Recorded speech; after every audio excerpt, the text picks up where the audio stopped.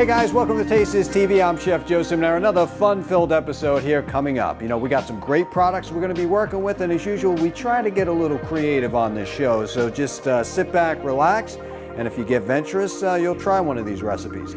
So up first, we're talking about venison. Now, I want to start to tell you that this show will definitely be a gluten-free product, so all my gluten-free friends out there can enjoy this.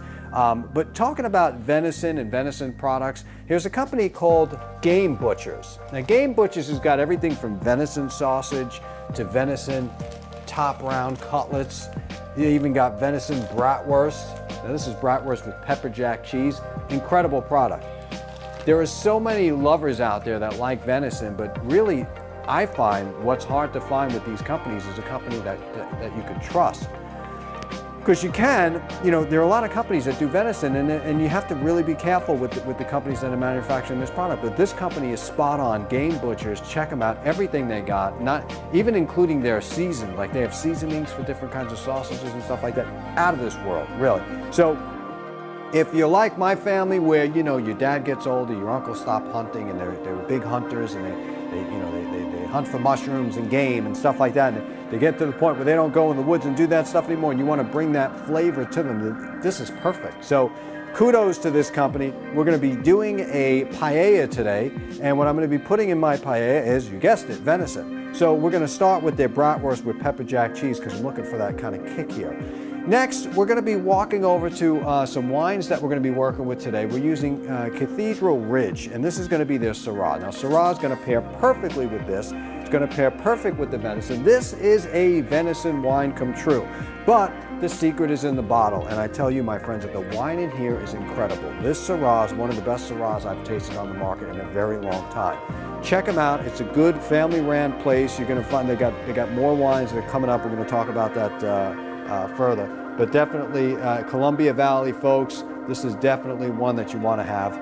So we're going to get started making some stuff, and we mentioned that this is a gluten-free show, so I want to talk to you a little bit about the gluten-free series book here, right? And this is from TMGF Productions. It's a woman by the name of Tara Murray, and she is just incredible what she's done with educating people very simply about being gluten-free and what you can expect from gluten-free. And look, if you've gotten celiacs, or you've been diagnosed with celiacs or any kind of autoimmune disease, these books will help you. You know, there really isn't, you know, you look at these books on the market and they're like 500 pages, and by the time you get through the first 100 pages, there's so much medical garbage in there that you can't decipher. This is an easy to follow book, and they got 4 books here. How to shop gluten-free, Celia Ann's gluten-free fried chicken, what to do when gluten-free. This real simple stuff that you have to pick up. And I'll tell you, these books are perfect for like your child that's just kind of getting used to that whole gluten-free world. And really, even if you don't have anything that's diagnosed, it's always good to stay away from gluten. I mean, there's been tons of studies out there that have just shown that. So we got that. We got, of course, our friends from Fresh Origins, their microgreens here. And for dessert, you know, there's always a Kringle on this show, and we got their blueberry cheesecake sent to me fresh. Now, this company's incredible because you can order this product anywhere in the world, get it shipped right to your door, packaged nicely, cold, delicious, ready to go. Racine Danish Kringle, check them out, get it delivered to your door. Now, let's get started on the food, folks. We got our oil, oilsandvinegars.com, right? So this is their, she gave me a whole gift thing here, extra virgin olive oil going right in there. And what I like to do when I'm making any type of rice dish is cook the rice just a little bit. Okay, so now what we do is we got our rice in this pan. And as you can see, we're coating it with the olive oil because, you know, the key to making a good rice dish is a couple of things, and that's really toasting the rice, which is really important. And we're going to, of course, throw some onions in there. If I had shallots, I would have used shallots as opposed to regular onions, just because I think that they go really good with rice dishes and stuff like that. We want to be able to take the flavor of the actual olive oil, toast the rice, and then be able to add just a little bit of water in there and go as along. Now, as far as flavor, we have this venison bratwurst with pepper jack cheese from Game Butchers here, and we're going to throw that in there as well. And what's going to happen is the fat from the venison, everything else that they've made with that sausage is going to seep into the risotto to give us some more fat flavor with this.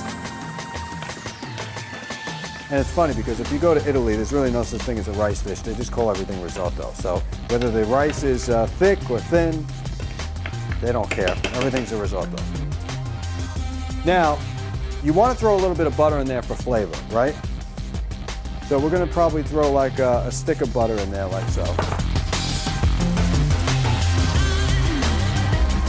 All right, so now we're just basically, we want to get the flavors out of this before we do anything else. So don't rely all the time on just your rice cooking, you know, in a bunch of water. Like, you know, there is a way to do this. Even though I say there's no rules in cooking, there really isn't, but there are some methods here. The method for cooking any rice, this is really the way to go. Now, when you're doing this dish, if you're following this recipe, you're gonna get an incredible aroma that's coming up from this dish that you wouldn't believe.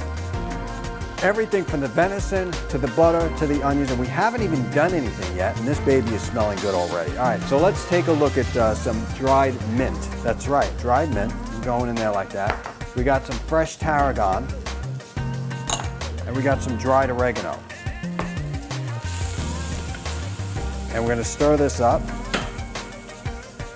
Everything is pretty much toasting. Now you see how this rice is getting nice and toasted, brown and stuff like that? That's exactly what we want. Stir this up. Now we're going to talk about what else we have in here. So we have a little bit of jalapenos. What we're going to do is throw some jalapenos in there for a little kick. And then I have some sun-dried tomato paste that we've made. So I've basically taken sun-dried tomatoes in its finished form. You can go as far as making your own sun-dried tomatoes. You can cut the tomatoes in half, put them on a sheet pan tray, pilot lid oven or 110 degrees overnight, and you'll get your sun-dried tomatoes. But at any rate, we're putting that baby in like that. And already you're going to smell that paste kind of working itself, right? This is really good stuff here. Okay, now we're going to raise the flame and we're going to throw some water in there. Now you could throw some stock. If you got chicken stock, fish stock is fine. I just like to go with water and sort of season it as I go along.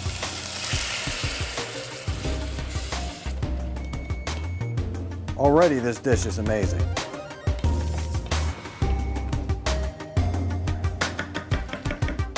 Okay, we're going to cover this up, let it do its thing, and we're going to get the plate ready to go.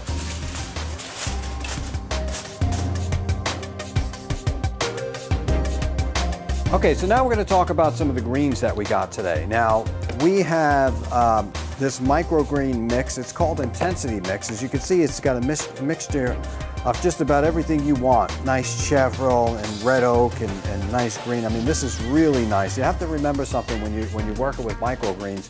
You don't want to weigh them down too much with dressing. So aside from an oil and maybe a little salt, I don't know if I would put an acid in it because it would just collapse it. So let's take some of the greens like this. We're going to throw a little bit of salt. You could use regular salt. I mean, Himalayan salt would be my pick for this. Just a little salt. And a good quality olive oil is going to really keep it honest. That's it. That's all you need. Remember, if you weigh it down, it's going to become mush. And it's not going to have that crunch. It's not going to have that green flavor that you want. Now look what happens to the greens. It gives them a shine. The oil allows the salt to stick to the greens. Otherwise, right, it would just go right down to the bottom. And then we're going to take our plate. We're going to put a little bit of our greens around like so. And the greens add for a good visual, but they also add for a lot of flavor. And don't forget, you get chevrolet here, which is a really good herb. And it goes great with something of Latin descent like paella or something like that. And these are edible flowers. And we're just going to put a few of these just around the plate. Not too much. I don't want to make this look like a Hawaiian dish. Not that I have anything wrong with Hawaiian dishes, but you know, we know what we are here, and we're just creating a nice paella, right? And these are all edible. You've heard of nasturtiums before, or orchids, anything like that is edible, but make sure you know what's edible before you put that thing in your mouth, or you may be surprised with a little gastrointestinal surgery going on. So make sure, just like with mushrooms, you're keen on where your flowers came from. Okay, this is looking good. Now we got our beans here. Now these are special beans from India. They're called tatsanwan, and it's a very unique bean. I would probably say it's very close to a pinto bean. These are actually soaked in a brine, and then we cook them with a little bit of olive oil, salt, pepper, garlic, onions, coriander, cumin, and we're just going to put some of these beans in here like that. One thing I don't like a lot of is taking a bunch of beans and throwing them in the rice. So your ratio to tasting the starch and all the venison, you can't really taste the venison, so I like my food sort of in a separate plate so you can dab whenever you want, right? And that's exactly what we're going to do here. So these beans are seasoned, they're fully cooked, they're at room temperature. You know, we don't need to hide them in this rice dish. There's no reason for it. All right, here's what you're going to do with this. We're almost done here, folks.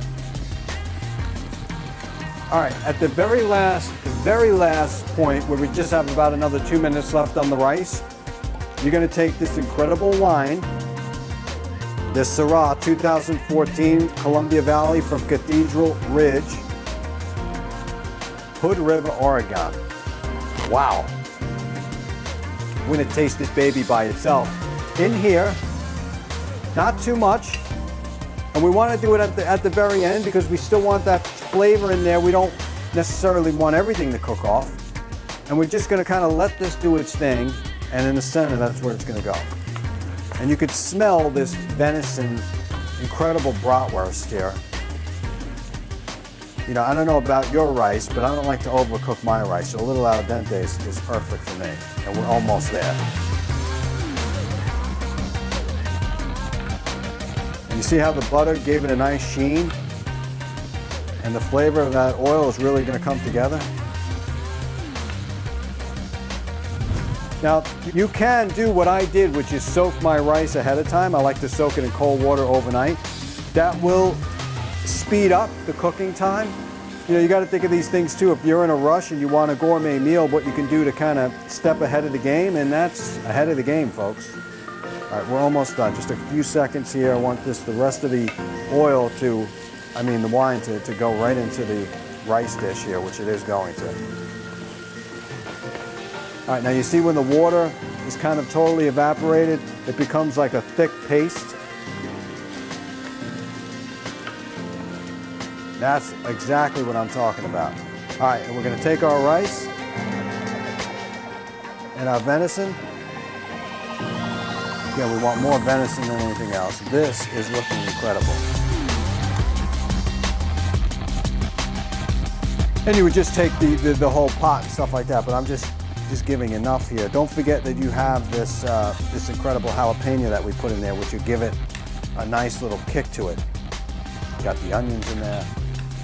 At the very last part, we're going to have some mustard seed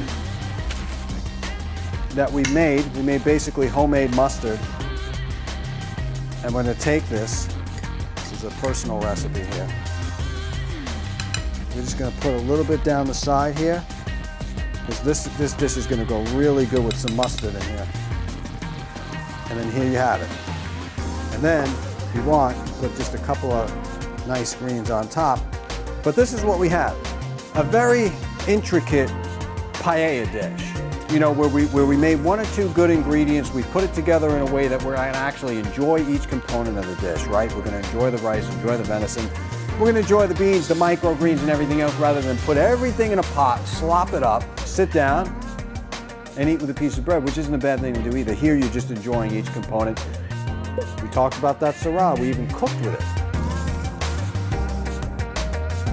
Now this, and a slice of blueberry cheesecake Kringle, I'd say good luck finding me for the next hour. Wow. Very good. Cathedral Ridge Syrah 2014 is everything you want in a Syrah, paired perfectly with this dish. Thank you for watching this fun-filled episode of Taste This TV. I'm your host, Chef Joe Ciminera. Remember, there are no rules in cooking. Taste this.